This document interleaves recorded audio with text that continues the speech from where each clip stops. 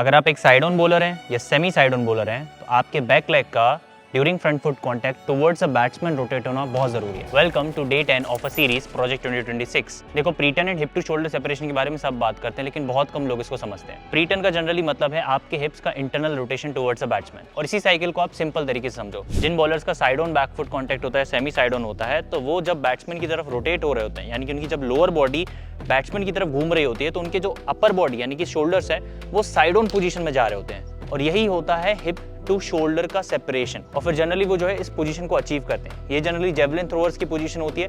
Fast bowler थोड़ा सा आगे रहते हैं, यानी कि उनका जो हेड पोजीशन है वो उनके पेल्विक के ऊपर रहता है, और यही होती है one of the best hip to shoulder separation position. ये पोजीशन आपने ब्रेट ली की बॉलिंग एक्शन में भी देखी होगी। अब बॉलर्स के साथ जनरली गड़बड़ी हो क्या रही होती है कि उनके जो शोल्डर्स हैं, यानी कि उनकी जो अपर बॉडी है और उनकी जो लोअर बॉडी है, वो साथ में घूमकर बैट्समैन की तरफ जा रही होती है, और यहाँ पर वो सेपरेशन नहीं क्रिएट कर पाए। और जब आप सेपरेशन नहीं क्रिएट कर पाते हैं तो आप काइनेटिक चेन सीक्वेंस को सही से यूज नहीं कर सकते। तो काइनेटिक चेन सीक्वेंस को अगर एफिशिएंटली यूज करना है तो आपको मेक श्योर करना हो कि आप ये जो perfect hip to shoulder separation position है इसको हिट करें। अगर आपका फिर भी हिप टू शोल्डर सेपरेशन से रिलेटेड कोई क्वेश्चन है तो आप कमेंट सेक्शन में ड्रॉप करके पूछ सकते हैं।